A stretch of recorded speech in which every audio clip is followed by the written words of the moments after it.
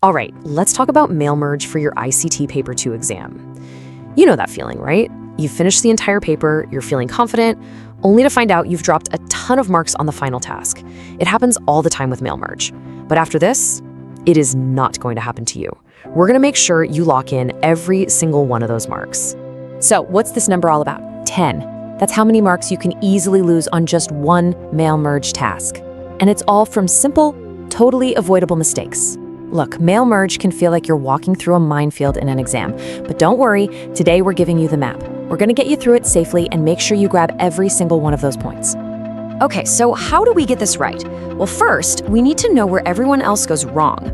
Examiners see the same 3 costly mistakes over and over again. Seriously, they're like mark killers. Our mission today is to find them and get them out of your work for good.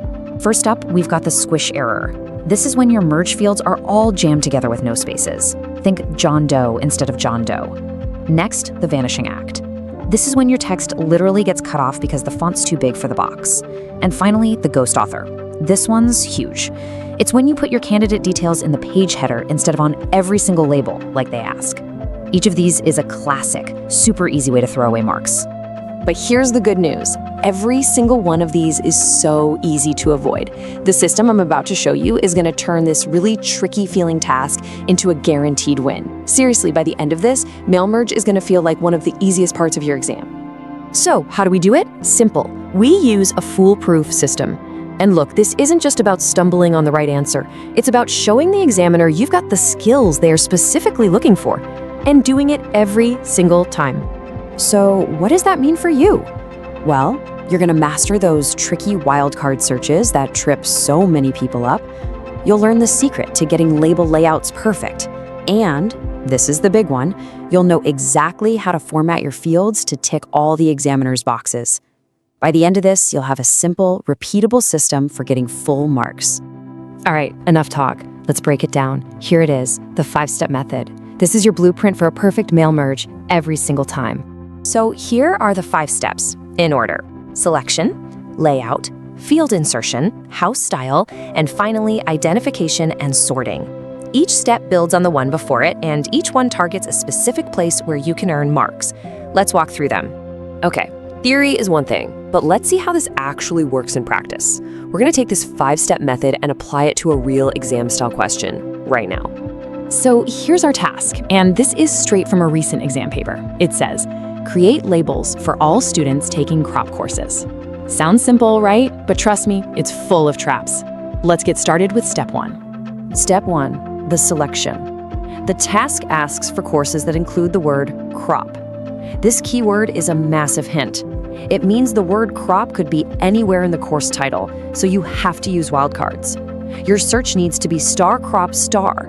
If you just type in crop, you're gonna miss records, and you'll lose that mark right at the start. And this is a perfect example of what the examiners are actually looking for. They're not just checking if you can find a word. No, they're specifically testing if you can do a complex search. Using that wildcard correctly proves you have that skill, and boom, you've just secured a mark.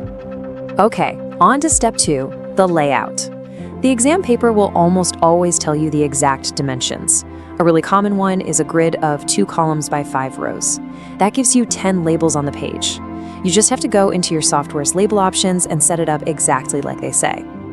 And the key thing to remember here is that this isn't just about making it look neat. The ability to customize label dimensions, that's a specific skill they are testing you on. Get the grid right, and you've just banked another mark. It's as simple as that.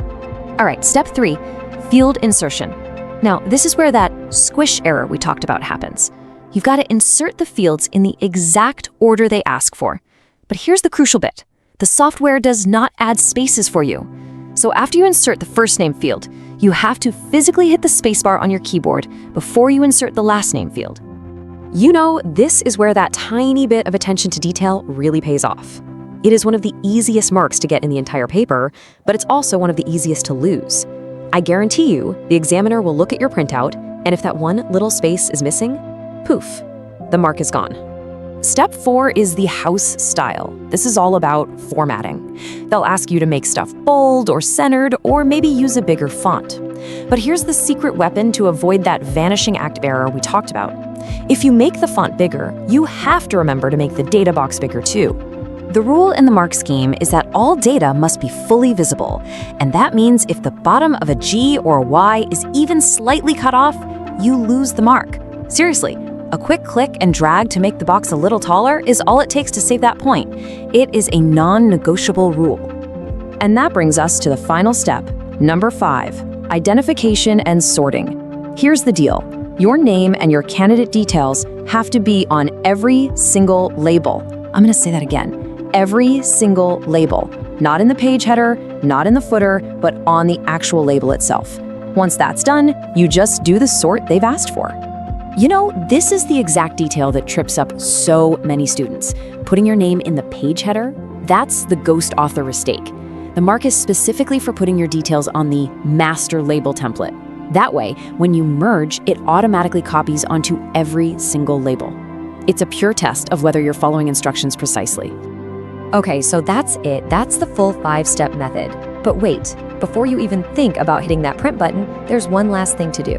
Let's turn our system into a super simple pre-print checklist to absolutely guarantee you get those marks. Right before you print, just run through this in your head. It'll take 5 seconds. 1. Did I use my wildcards correctly? 2. Is my grid set up right? 3. Is there a space between my fields? 4. Are all the letters fully visible? No cutoffs. And 5. Are my details on every single label? If you can say yes to all 5, you're golden. You're ready to print. Look, this system works. It really does. But it only works if you actually use it. So the real question is, are you ready to put this into practice and lock in those marks for good? So here's what I want you to do. Go find a mail merge question from any past paper. Apply this exact 5-step method to it. Then check your work against the official mark scheme. I promise you, the more you use this system, the more it just becomes second nature, and the safer those marks will be. You've totally got this. We'll see you in the next one.